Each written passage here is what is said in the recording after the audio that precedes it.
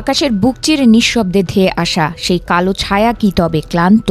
বিশ্বের বুকে একক আধিপত্যের যে জয়গান আমেরিকা গেয়ে বেড়ায়, তার নেপথ্যের মূল কারিগর হলো তাদের স্টেলথ বোমারু বিমান।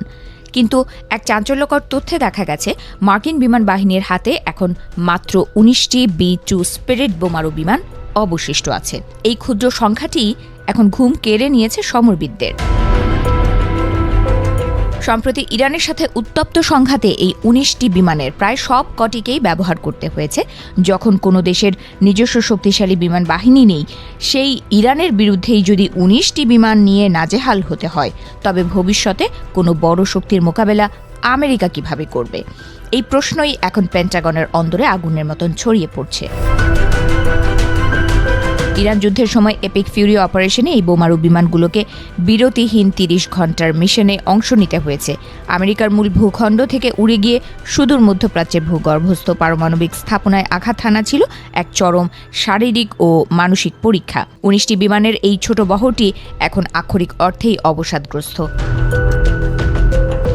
এই সংকট থেকে উত্তরণের একমাত্র পথ হিসেবে দেখা হচ্ছে B-21 রাইডারকে।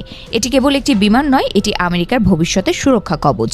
B-1B ল্যান্সার এবং পুরনো B-2 স্পিরিটকে সরিয়ে এই নতুন প্রজন্মের ঘাতক বিমানটি দখল করে নেবে আকাশের নিয়ন্ত্রণ। কিন্তু এই স্বপ্নের পথে বাধা হয়ে দাঁড়িয়েছে পাহাড় সম খরচ। একটি B-21 রাইডার তৈরি করতে খরচ হবে প্রায় $700 মিলিয়ন। প্রযুক্তির চরম উৎকর্ষ আর রাডারকে ফাঁকি দেওয়ার অবিশ্বাস্য ক্ষমতা সম্পন্ন এই বিমানটি যেন সোনার খনি। প্রশ্ন উঠেছে, যেখানে আমেরিকার ঋণের বোঝা $39 ট্রিলিয়ন ছাড়িয়েছে, সেখানে এত বিশাল বিনিয়োগ কি বাস্তবসম্মত নাকি? পেন্টাগন এখন এক অদ্ভুত দ্বিধায় বিভক্ত। একদিকে সরকারি পরিকল্পনা বলছে অন্তত ১০০টি B-21 বিমান দরকার, অন্যদিকে যুদ্ধ বিশারদদের দাবি চীনের মতো পরাশক্তিকে রুখতে অন্তত ১৪৫ থেকে ২০০টি বিমান ছাড়া কোনো উপায় নেই। এই বোম্বার ম্যাথ বা বোমারু বিমানের পাটিগণিত মেলাতেই এখন হিমশিম খাচ্ছে প্রশাসন। B-21 রাইডারের একটি দুর্বল দিক হলো এর বহন ক্ষমতা। পুরনো B-2 বিমান যেখানে দুটি বিশাল বাংকার বাস্টার বোমা নিতে পারত, সেখানে নতুন B-21 নিতে পারবে মাত্র একটি।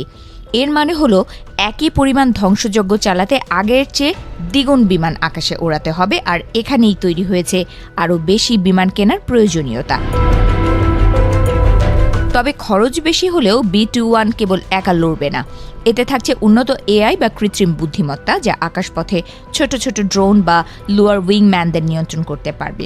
এটি হবে একটি প্রযুক্তির পাওয়ার হাউস, যা যুদ্ধের সংজ্ঞা বদলে দেবে চিরতরে। কিন্তু প্রযুক্তি কি সংখ্যার অভাব পূরণ করতে পারবে?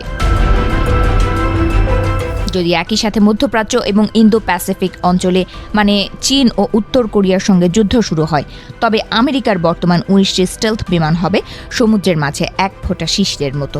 কোনো সংরক্ষিত শক্তি বা রিজার্ভ ফোর্স না থাকাটা আমেরিকার বিশ্বব্যাপী আধিপত্যের জন্য এখন বড় এক ঝুঁকি হিসেবে দেখা দিচ্ছে।